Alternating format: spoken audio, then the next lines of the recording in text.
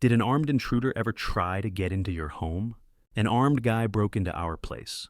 My boyfriend Ken hid in the bathroom, locked the door, and left me out there. He always said he'd protect me, but when it actually happened, he bailed. He jumped out of bed, ran, and locked himself in the bathroom, leaving me to deal with it. Then the intruder came into my room, pointed a gun at me, and told me to do what he said. He took my jewelry and our emergency cash while Ken was still in the bathroom. When it was clear, Ken shouted from the bathroom, "Is he gone?" I rolled my eyes and said yes. I called the cops. They came and asked if we knew the guy. We were shaken up and said no. Then they asked Ken what happened. He looked embarrassed while I told the story.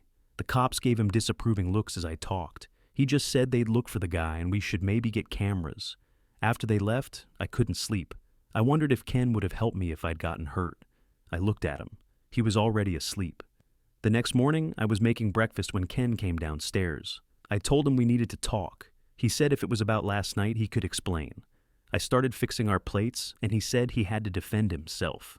His body went into fight or flight. He was just trying to stay alive. He said it was the adrenaline that made him act like that. I got what he was saying, but I still felt like he didn't care about me.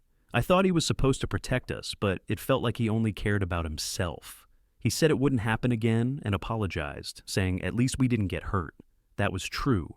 I took his apology, but I still didn't feel totally safe around him. This wasn't the first time he'd done something like this. A few years ago, I had a crazy ex who stalked my social media and tried to show up wherever he saw me post. He couldn't accept that we were done and kept trying to get me back. One time, I posted a picture of my food at a restaurant where Ken and I were. Even though I'd blocked all 12 of my ex's accounts, he saw my story and showed up. He came to our table and started begging me to take him back. He yelled that I was with some loser who couldn't love me like he could and called me names. Ken just sat there, not doing anything. The waiter had to call the cops and get my ex kicked out. A few days later, I had to get a restraining order, and Ken didn't help at all. This was early in our relationship, so I didn't blame him much, since he didn't know the whole story. If anything, I thought that would scare Ken off, but now I'm starting to view him differently. Another time, at the movies, Ken and I got popcorn before we sat down. As we were walking to the theater, a guy bumped into me and knocked the popcorn out of my hand. It spilled everywhere. Ken just watched. The guy glanced back and kept walking.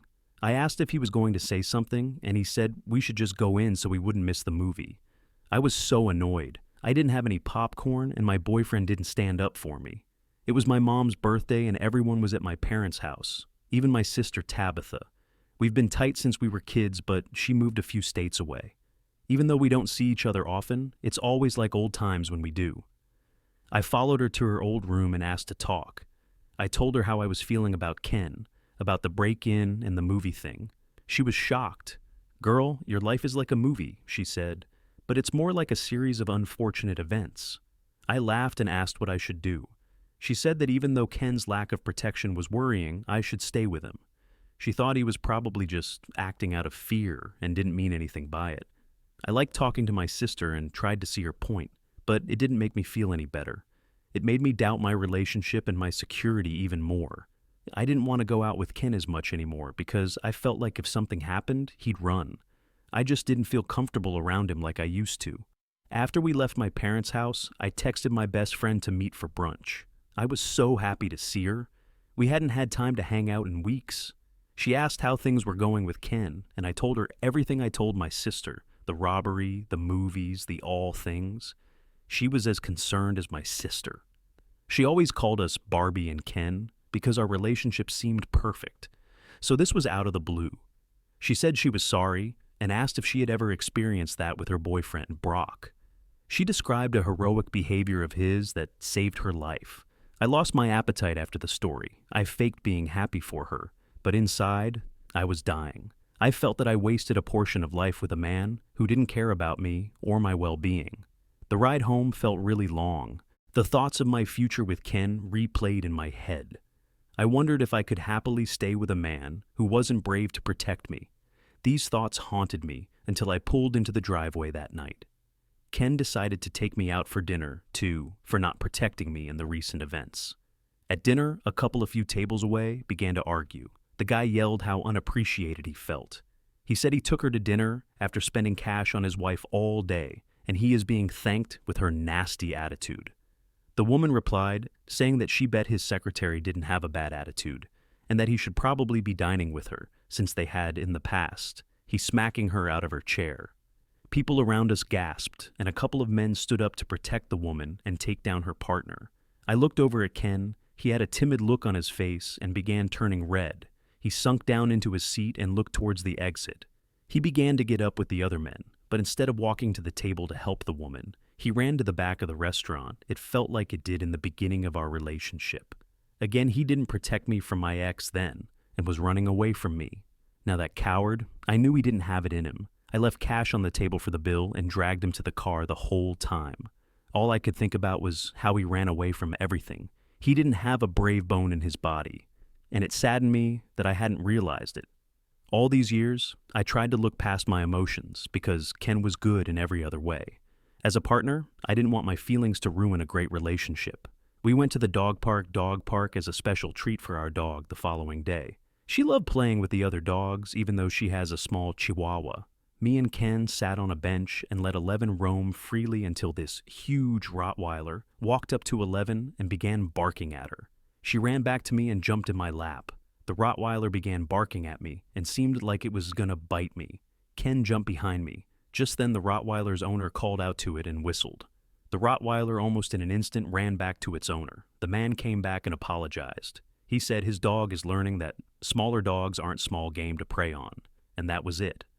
I smacked Ken on the shoulder and asked, "What was that?" He said, "What was what?" And I said, "Why didn't you help me with the dog?" He said, "Could have bitten him." I asked, "What about me?" He said that he couldn't save both of us. He argued if both of us had gotten mauled by the dog, then who would be able to call the ambulance? He said he was looking out for the both of us. I was furious, my blood boiled, but I couldn't do anything. He had shown me time and time again that I couldn't trust him in times of danger. I just hoped for better. Ken was my best friend, but something had to change. The next day I drove back over to my parents' house and talked to my mom. Apparently my sister and mom had been talking before, because as soon as I asked her to talk, she knew it was about Ken. I gave my whole spill in the new incident at the dog park and told her I didn't know what to do. On one hand, I had that I considered my best friend. On the other hand, I had someone that I couldn't rely on to protect me even in small instances. Mom said that the quality that she loved the most about my dad was how much of a man he was. He was strong, kind, and protected our family. She went on to validate my feelings and said, while staying safe was crucial, I asked her how I would know if I should stay with Ken or not.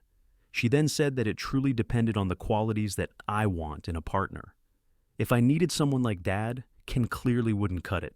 After seeing how Dad treated Mom, I wanted the same thing. I can't stay. I began to cry and my chest tightened up, and I was done. She hugged me and held me for a long time. I went back home and met Ken in the living room. I told him that we needed to talk, and he turned off the TV. He looked at me a bit concerned, as if he knew what I was going to say. I love our relationship and our dynamic. His eyes started to look more cheerful. But I don't feel safe around you. The joy vanished immediately. I recounted all the opportunities he had to protect me and how he didn't do it, even the little situations. I told him that I wanted a partner who would protect me and not just himself. Ken tried to say that it was just instinctual for him to behave that way and that he could get therapy. I told him that I would be gone today. Ken begged for me to stay. The next day I felt an unexpected relief. I began to realize that the reason I stayed in that relationship so long was because we had a history together instead of making sure each other's needs were being met. A few years later, I met Brad. Brad was strong, confident, and charming. I made it official. He made me feel safe around him. After dating Brad for a few years, I realized how important it was to have courage and reliability in my partner. Thanks for watching. If you liked the video, give it a like and subscribe to the channel if you want to see more stories on this channel.